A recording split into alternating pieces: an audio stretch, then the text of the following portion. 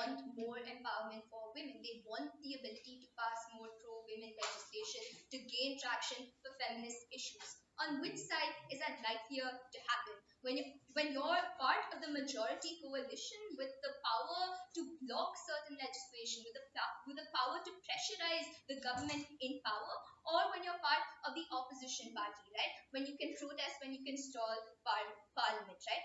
Their burden, members of the panel, in this debate is to show you that firstly they can be an effective opposition, right? That they have the means to build a coalition to gather that kind of traction. But secondly, even if they are an effective opposition, their burden is then to show you whether the moral high ground is even worth it, right? Because we think that the motion clearly states that this is not, you're not entering into cahoots with a party that has a historic record of voting anti-women, right? You are specifically entering into an agreement with a party whose head of state has done certain questionable things. We think on that ground, they need to then answer that one, is your ability to, let's say, further criticize this government that much useful versus your ability to actually expend your socio-political capital and get the most amount of gains for the kind of alliances that you have formed? And secondly, whether it even matters that you're going to be blocking this anti-women legislation when none are likely to materialize, right? A couple of assumptions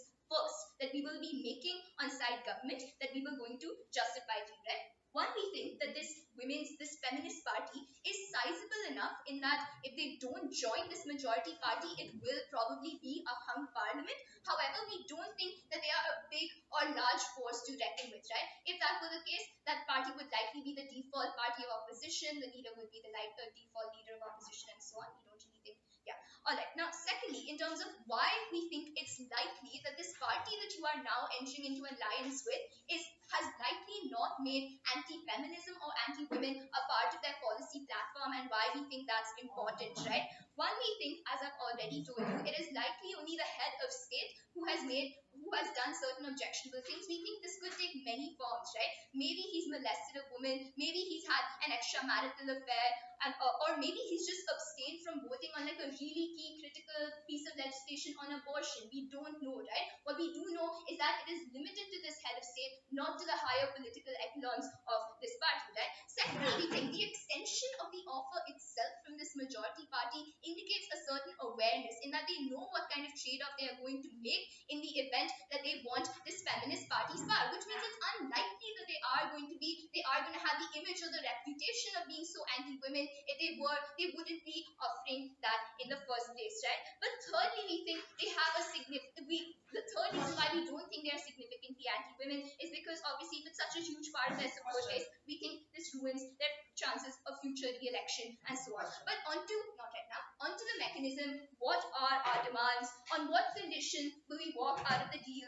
And what will we do for this party, right? One, we think in terms of our platform demands, we will require this party to not abstain on like the certain key legislation, certain nut jobs are likely to bring up in terms of let's legalize rape again and so on, right? Whatever. But we think most importantly, on certain key platform issues, we will require this majority party to vote emphatically yes with us, right? In terms of anti-sexual harassment legislation, in terms of amending the pay gap, in terms of stricter rape laws, in terms of effective policing in areas which have seen high crimes against women, right? What are the conditions on which we are willing to opt out? If something that is pre-agreed upon and is then later reneged on is the point at which we are more than willing to walk out of this coalition with the party, right? Yes, your point of information. Quick. You're very inconsistent. If you're saying that they're going to be part of a coalition, but they can walk out at any point, what's the point of this debate?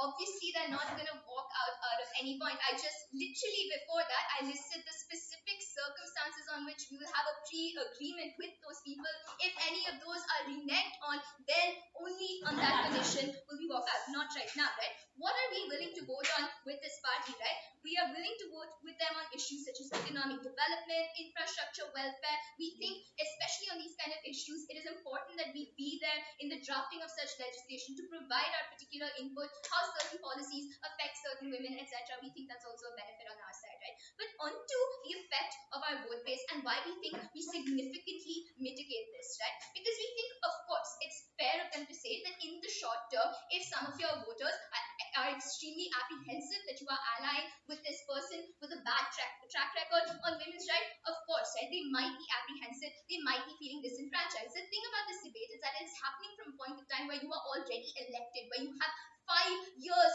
worth of time to show tangible returns on the kind of policies that you are going to be passing, on the way that you can arm twist the government in power to make sure that they pass what you want. Remember again that this is a hung parliament. We think you hold substantial sway over this party, right? But secondly, we think that even if there are some women who feel alienated to the point that even after 5 years of substantial and continuous change, they still want to exit this party, we think we instead receive the women into the fold who believe that their identity does nothing for them, who believe that feminist politics is something that is currently hegemonized by the capitalists, right? By the white women who just give them nothing except like some except lip service, right? We saw this particularly in the case of Hillary Clinton campaigning for women, saying vote for me, I can do stuff for you, except a large proportion of younger women went towards Bernie, right? Because they thought that even though she says these things, she can get nothing material for me as a black woman. She cannot pass the legislation that needs to directly impact my life. We think using those 5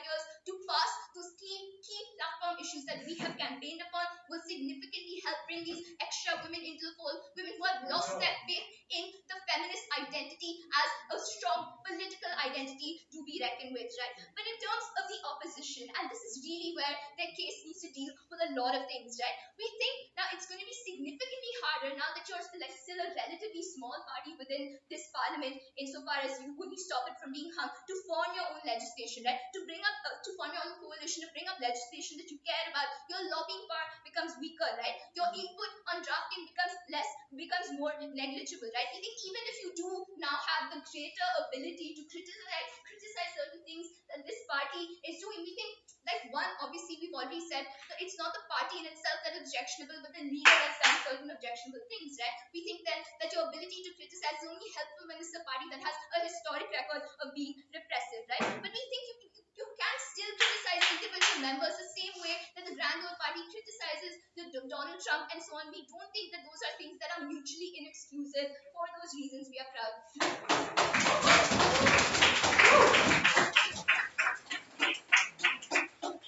I think the Prime Minister with that speech last called the leader of opposition to the floor.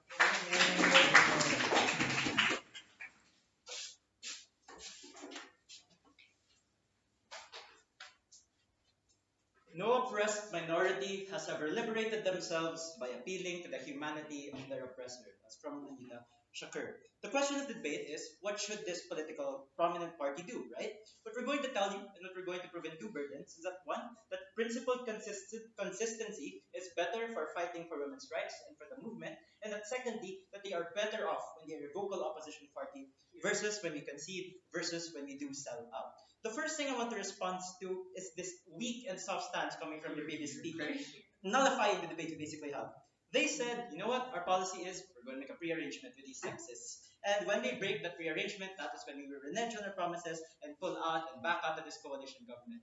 Notice that this debate wouldn't happen if we could already make pre-arrangements, if we could already concede what legislature we will pass, and that the ruling state was so benevolent in giving us those concessions, right? This debate happens in the instance where we're forced to politically, at least on Gulf, where we're forced to politically maneuver, sacrifice some of our principles to get those concessions, right? But because what they said, well, guys, it's only the head of state who is sexist, it's not the whole party. Let us be incredibly generous to them that the party did nothing to do to prop up the head of state. Even the head of state can issue executive actions that are incredibly sexist without the need of legislature approval. For example, Donald Trump can act as an executive and place something like a transgender ban, even if he does not have the approval of the legislature. Like that's his executive action. So even in the best case scenario, where it's only the head of state, which is highly unlikely, is the only one who's sexist, it also leads to tangible harms towards women when he does release executive actions, right? Second thing I want to clarify is they never really painted the picture to how they have so much leverage in the legislature at the same time being able to, just walk away, right? Because what we will posit is, if there is a if the debate happens in the context where the women, where the feminist party is already at a state where we're almost half the legislature and we can create a hung parliament, then what is the need for the motion? Then what is the urgency if we're already so powerful in society that we can stop the government from functioning, that we can create a hung parliament, right? That characterization hurts them even more because it already displays that the women already have like a considerable strength in society that we do not need their help. What we are going to contend with is even if we assume you will have some leverage over the sexist party, is you will only get minute concessions, right? Because the head of state, because all of these leaders from his party were voted in on traditional agenda, which means they're never going to try, or it's less likely that they're going to compromise on the traditional agenda that they were voted in for, because they still have to appeal to the majority. That's why we think you'll get the most basic concessions on their side. It's not groundbreaking things like they're going to display to you. What I'll prove in the first question is that I'll answer the question to why it's better to be part of the opposition party. Well, we think at its core, movements are all about principles and principle rigidity, right? And at the heart of any women's movement is the idea that we need to give women choice, economic opportunity, and empowerment in any social rights. And we think these are basic feminist choices, right? That are fundamental for choice. Things that like the majority won't find so unreasonable later on. We think the first benefit of principle consistency is the ability to criticize, right? Any opposition party holds the executive, holds the government accountable for possible anti-women legislation, for legislating things that hurt women or deprive them of rights. You lose that on side government for two reasons. One, conflict of interest. If you want to maintain your political positions, if you want to maintain your head committee membership roles, if you want to maintain any political influence and gravitas, you are less likely to contradict, you are less likely to criticize your fellow legislators, or even the president, who we've seen from Trump, for example, has sacked members of government everywhere. So if that's if realistic, if that's likely, you're less likely to criticize so that you can keep your political influence. But second is, even assuming the brave ones, like the people who are willing to lose all the political position, do criticize, they will not have moral ascendancy to do so because they will be seen as people who collaborated with that government to implement those very sexist policies. The second benefit we're going to say is maintaining our support base. Look, the members of people who associate as feminists, people who are part of these movements, are usually the people who are most disadvantaged by sexist policies. People who felt like they were discriminated on the basis of what they were born with, right? We think these people will not see the political maneuvering you're trying to create. What they will see is betrayal. Betrayal for two reasons. One, because you are siding with the people who have traditionally oppressed them in the past. And your second is your inability to promise. What we can promise on our side to our members is we promise that we will always be principally consistent, right? We promise that we will always be someone here to listen to your grievances. On their side, what they will promise these members are things like concessions, things like granting you rights when we collaborate with the people who traditionally oppress you, which we think wouldn't even happen. So the harm is you lose your support base, not just because they've seen this betrayal, but we think it's very likely, right? Like we saw this in the case of the first transgender congressman in the Philippines, who sacrificed her values and voted for the death penalty and martial law in the sake of granting more anti-LGBT discrimination. What happened is she ended up losing her supporters for the same anti-legislation bill because of the inconsistency that she displayed to her constituencies and because of the betrayal with siding with their traditional oppressors.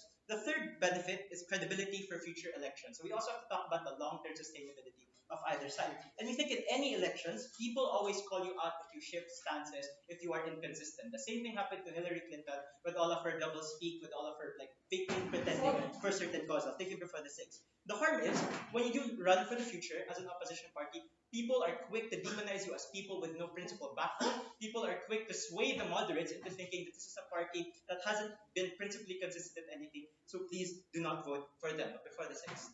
So in recent elections, can you give us one example where anti-feminism was a key campaign cry?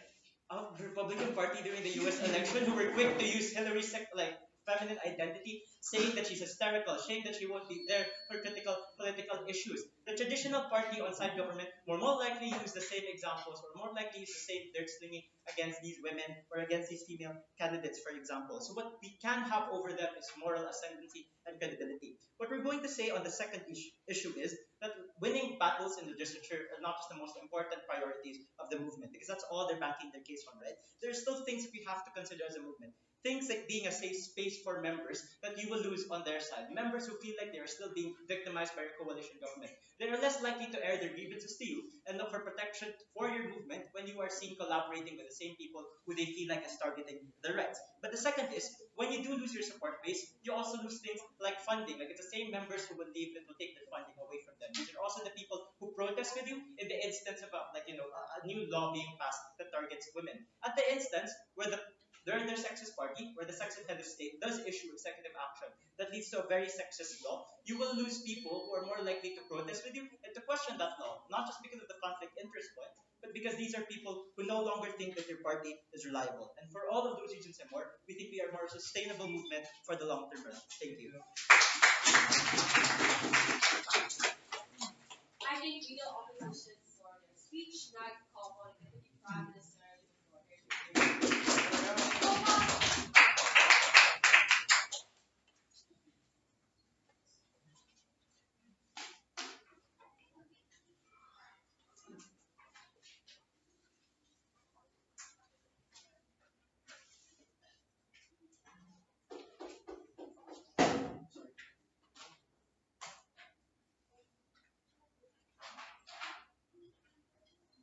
If tomorrow there's a pro-women party that for 20 years tells me as a woman that they want to bring about tangible change for me.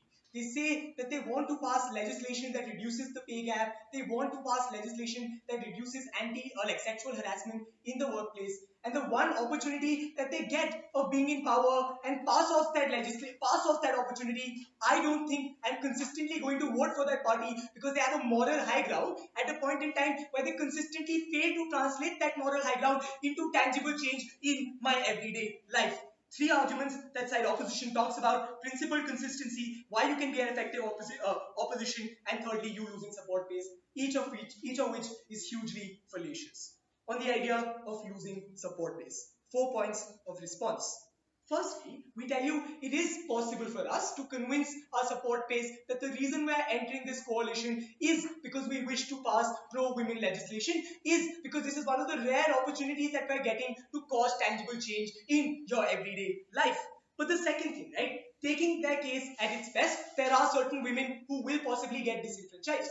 We tell you, we again have a 4 to 5 year period where we can cause tangible change in order to show to these women how our trade-off that we made in the first place was a legitimate one and has caused tangible benefit to their everyday life. But thirdly, an entire aspect of our previous argument that they ignored, how multiple women, especially in conservative and rural societies where the need for feminism is the most, are in fact disenfranchised with the leading feminist movements because they are seen often as elitist, often as hegemonized by white women or women coming from the urban metropolis who only write research papers and issue tokenistic statements. The moment you can go down to a rural area and teach women that look, this is why we criminalize marital rape and these are the tangible changes that have happened in your life, we tell you we increase our support base drastically, right? But fourthly, right, the entire idea of how you lose credibility. Again, the entire assumption of losing credibility is based on the fact that once we're in parliament, we will not continue to raise pro-women issue. We will somehow go ahead and entirely deflect on the stances that we had previously made. Two responses to that. First, we don't see why that is going to be the case. We still think we're going to retain enough ability to get tangible policy passed. But secondly, at a point in time where we realize an inability to do the same, we're still happy walking out of that negotiation and then creating a rhetoric of saying, look, we tried bringing upon that change, however we failed. So in the next election, you have to come out and vote in greater majority for us to have that similar power in the future. The second argument that they talk about, not right now, why you can be an effective opposition. 5 points of response to that. Firstly, notice how their only analysis of effective opposition is in terms of you being able to criticize the government. At no point in time are they able to prove to you what that criticism leads to, what tokenistic gestures are going to actually materialize in policy change at the ground level, right? But the second thing we tell you, right? Numerically, you have to realize that you're still a kingmaker and not the major opposition, right? So at a point in time where your ability to actually pass bills through the parliament is severely curtailed, we don't really know what you're doing as the opposition. But thirdly, it is also essential to note that once you reject this offer, there's likely to be political vendetta amongst the party whose offer you've rejected, right? So the claim here isn't that they're going to simply veto all your policies, but there is a significant possibility of them continuously abstaining the policies that you try and bring about, which stops you from achieving either 50% or two-thirds of the majority in parliament, and that significantly hinders your ability. But fourthly, we tell you there's a general reluctance in parliaments to not allow opposition parties to take credit by passing significant policy change, right? That also plays into the idea of these parties continually abstaining your policies and therefore derailing change. On the idea, third argument from their side on the idea of principled consistency, right? First, they haven't told you why, if in a certain drastic scenario something terrible happens in terms of a statement, we lose the ability to condemn. Because of course, people in coalition also can choose to condemn certain negative acts. It's not as if the coalition falls the next day. That's practicality. But secondly, we told you right from the start that the that the trade-off that we're willing to make is in terms of voting on things such as where do you construct a dam, so such as getting like enough votes in order to pass a particular fiscal policy, things that cannot particularly be interpreted as anti-feminist. And thirdly, we tell you if we're going ahead and lending this support on a variety of series of things such as environmental policy, economic policy, developmental policy, that is when this party is also likely to grant concessions to us on our feminist policy, right? So before I move on, I'll take a view. We have to be reasonable. They can't have everything, right? Obviously, there has to be a conflict of interest between feminist ideals and the party. Otherwise, the debate wouldn't exist. You can't get all the policy changes that you want. See, that just seems like them whining about the fact that we're winning. But secondly, why is their argument incorrect in terms of this party being entirely feminist, right? Because of two reasons. Firstly, one, in recent memory, we told you how there's no party in the history of the entire campaign has been derailing feminist legislation, right? But secondly, we told you if that is the case, if this party is that staunchly anti-feminist, then making this offer reduces their ability to ever win an election in the future. And by virtue of the fact that this party is on the verge of like making the majority in status quo, we think this is the party that is obviously one of the significant parties. If not this election, might come into power in the next election. We tell you if anti-feminism is their case stance, then that is going to be political suicide on part of the party. But thirdly, right, we told you how simply by virtue of the fact that the head of state is somebody who has a like dubious record doesn't mean that the entire party is vehemently anti-feminist, right? That is a stance that they haven't dealt with. The next thing they say is, well, you'll only get minute concessions. Why? Because these people will appeal only to traditional things, not things that are groundbreaking. Firstly, have you just look at your sheets? Have they ever proven to you how in their world you're getting anything that is close to even groundbreaking or anything breaking, right? But secondly, right, we tell you the policies that we've told you about, policies that are in fact not groundbreaking but significant for the everyday lives of women, such as anti-sexual harassment laws in the corporate workspace, such as reducing pay gap, such as going ahead and implementing stricter policing measures in areas with high gender-based violence, are things that parties are likely to be okay with, and are also things that are tangibly huge for a feminist party, right? They can't get away by saying that all these concessions are irrelevant because at a point in time where they don't exist, the vulnerability of women is far more. If their last argument is that this debate won't happen if you can simply opt out of the arrangement, we tell you that is how coalition politics works. You don't literally stay in an arrangement with none of your deals being met. The threat of us working out is good enough leverage to continue getting policy change. Thank you.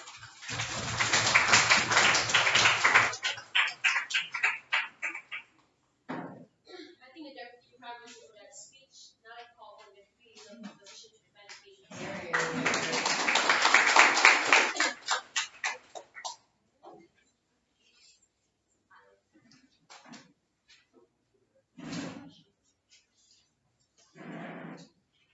Sorry, let me just arrange my sheets of paper.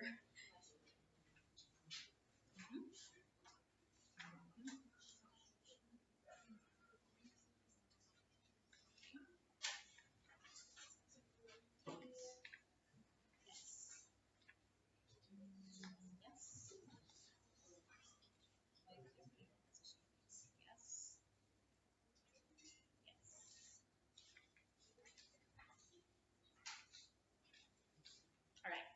Okay, I'm good.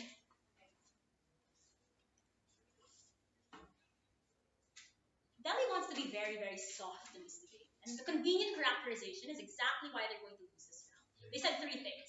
One, if the deal is bad, they're going to walk out. Second, they're not actually that sexist, right? And the third thing they said was, it's going to end up becoming a hung parliament, which is why, in their best case, or their likely case, which they haven't even proven, they're either going to get legislation or they're going to landlock a lot of these deals. First, they say it's going to become a hung parliament. One characteristic of the motion says sizable majority. A hung parliament means that they're 50% of that parliament.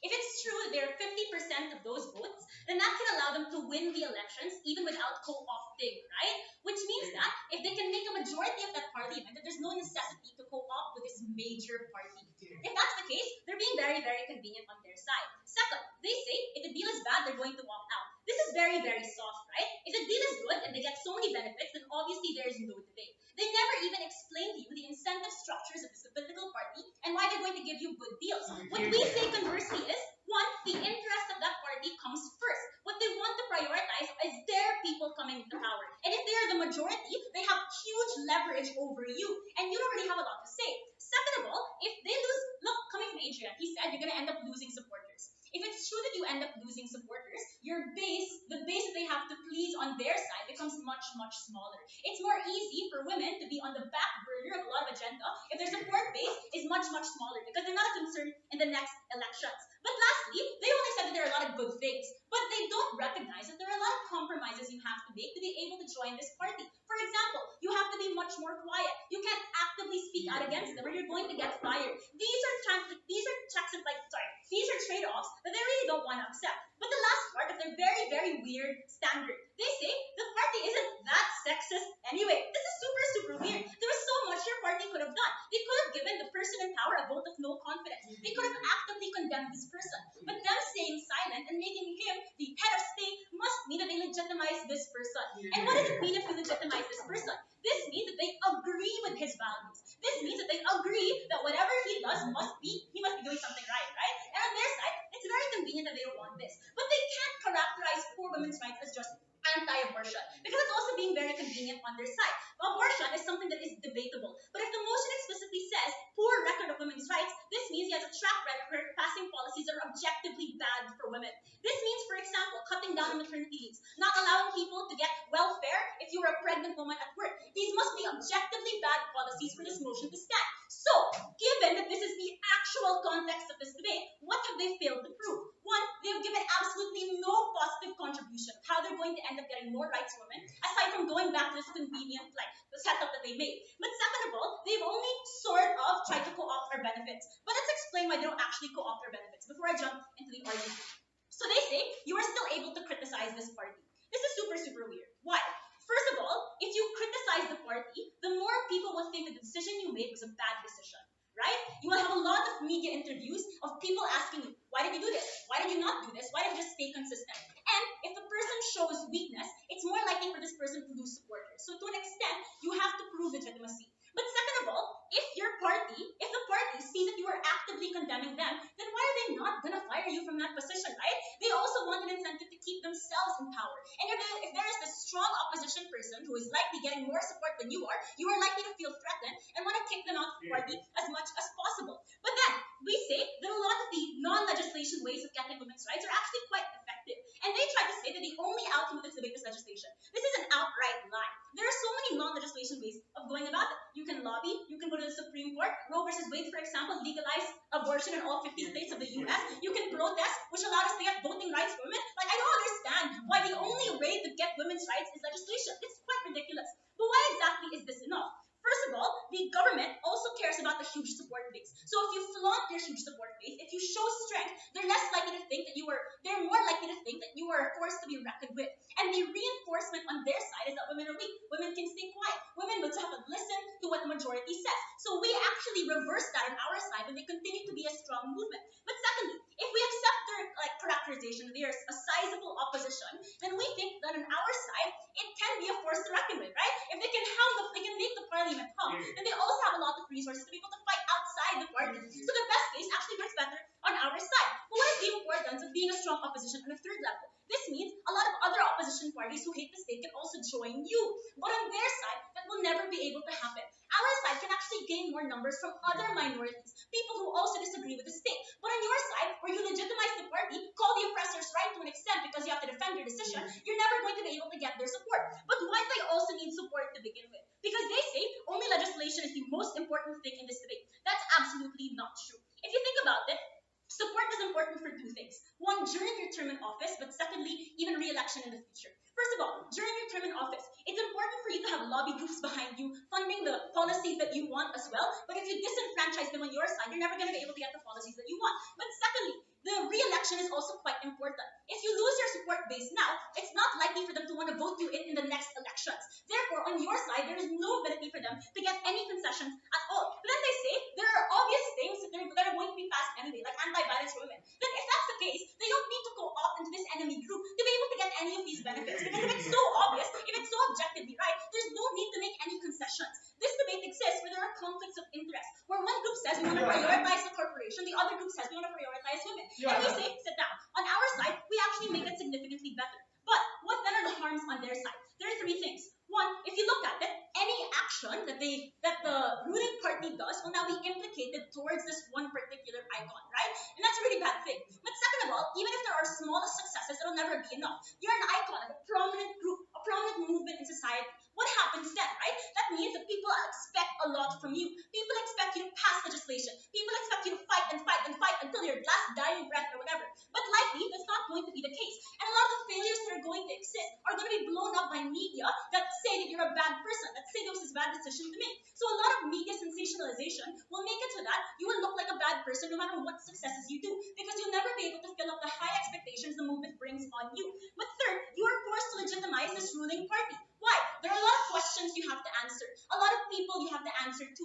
And on their side, to an extent, you have to be able to defend why you made that decision by saying things like, look, they're not actually that bad, guys. Or look, this wasn't an objectively bad thing for women anyway, right? And this is a bad thing because one, you alienate the people who've been harmed by this like oppressor, therefore they're less likely to support you. But secondly, it reinforces the narrative that they are right. More people want to switch to them and support this ruling party versus the opposition, which is more legitimate, which is more principally consistent, and like overall just like objectively good, right? So that's why we think this debate. Thank you. I think the deputy leader of opposition speech should defend the case of the government and call for the government.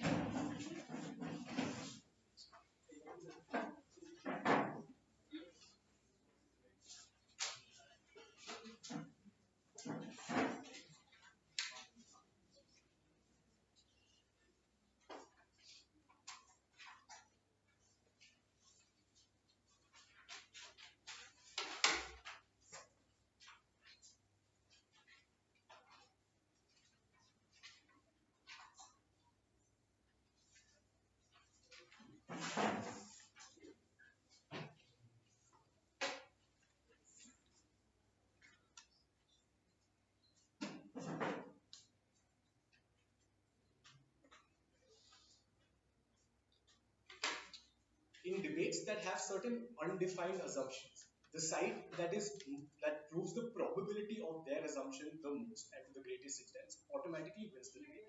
Which is where on the first idea of what is the nature of this political party, I think that side opposition has constantly been using the terms traditional oppressors, cultural betrayers, cunning linguistics, etc., except without really providing us any evidence of how it is. I agree, we haven't been able to provide one either, but except our probability analysis is far stronger than theirs. Three reasons why. Firstly, anti-feminism hasn't been a key campaign in literally any recent election. No party ever has said vote for us because we will conduct a genocide on women, which is where I asked the point of information in leader of opposition as to tell us, give us one example. They say Republican Party, except the Republican Party never ran their election on saying vote for us because we have a male candidate and they have a female candidate.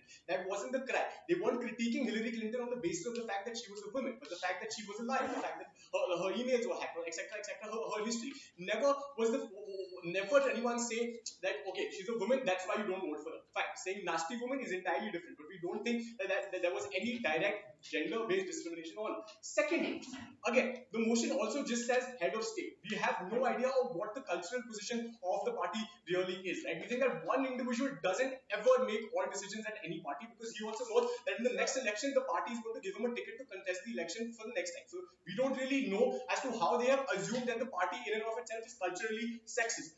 Thirdly, they haven't been able to tell us what really poor record of women rights means, right? It could literally mean that an individual has been value neutral on the agenda of women rights in so much that he hasn't taken active steps in the first place, as opposed to that him necessarily passing anti-feminist laws. What are the things that they have told us? One, that the party has kept quiet in his rising up to power. Except we think that there are multiple factors as to why an individual becomes a head of state or a candidate, right? We think that there is a list of seniority that is involved in party hierarchies, something that can't be neglected. Secondly, money. We think that in all situations there are things such as super PACs, lobbying, etc., etc. Identity politics. We don't think that their assumption is one that has been analyzed at any level. Opposition wave is far, far too late in order to do that. Please sit down. Secondly, on the question of is opposition an effective way? Nothing a leader of opposition, three assertions in deputy leader of opposition. We will lobby, we will go to Supreme Court, we will protest. Firstly, how will you lobby if you're a minority and to what extent will you lobby? What is it you're going to do as a result of lobbying? Sorry, I don't even know what the word lobbying means. Secondly, go to Supreme Court. Two responses. Firstly, the government isn't doing something illegal, right? You can't take them to the Supreme Court to sue them. But secondly, most judge appointments are also made by the government in power, right? So we don't, like, as an opposition, even if you go to the Supreme Court, you're not really sure whether or not you're going to be able to sue the government or not because of the fact that there is a conflict of interest there. Thirdly, they come up and say protest. Keep doing it, except it takes too much time and it doesn't ever really lead to any tangible policy change because the government is in power, right? We don't think that protesting can ever win any team debate, right? And then two other things. Firstly, on bills don't get passed, right? We think that the reason that opposition bills never get passed is because governments in power are insecure. I come from India. In the past 70 years, we have passed 3 opposition bills in parliament, right? The reason for that is that governments are always insecure about the opposition parties ever gaining traction by virtue of them passing a bill. We think that critiquing on their side isn't really effective, or they haven't been able to tell us it's far too late. To what end are you going to critique this government? What is it that you're achieving from it? Fourthly, on the idea of a bargaining chip, I don't want to teach you political science, but this is how it works. Any government needs a 51% majority in order to form a parliament, right? That is what happens in most democracies. This party that we're talking about is one that bridges the gap between the amount of votes or seats said party has gotten and the number 51. So if said party has gotten 43, this one is 8. Right? I think that's something that they haven't been able to understand. And I can't constantly explain this again and again. Coalition doesn't mean that they're hiring you into their party. It means that they're entering a negotiation with you that at any point in time you can walk out. And as a result of them walking out, the parliament will be hung. That means there's a propensity of a re-election. I don't want to explain more basics to you. Secondly, they come up and they say that, look, you will have to make some compromises in ideology.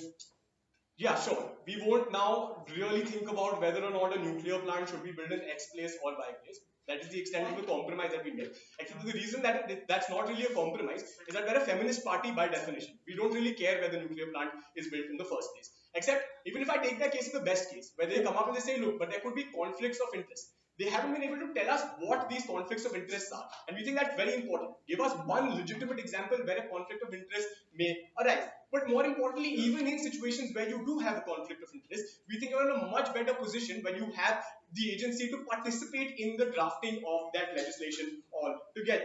Finally, they come up and they say, but look, what about their vote base? The people that come into power, Republican Party has to support to a sexist vote base.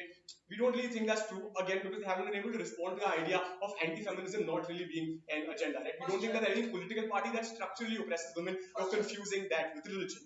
Finally, on the idea of voter base, but before that, I will take a question. So you're asserting that if they leave, the majority party has no other alternatives. Aren't there other parties that they can easily replace you with if you're not that big of a majority anyway? That can happen in status quo also, and more importantly, if that does happen, like that, there's obviously a reason that we're having this debate because no other party is probably agreeing to do it, and more importantly, if the other party is far too big, like for instance, if there are 46% opposition, then they have no incentive to join the government because they can actually push for effective policy change while being on the opposition as well. They're an effective opposition as opposed to you being some 8% of an opposition. Right? Finally, on the idea of our voter base and what happens to them.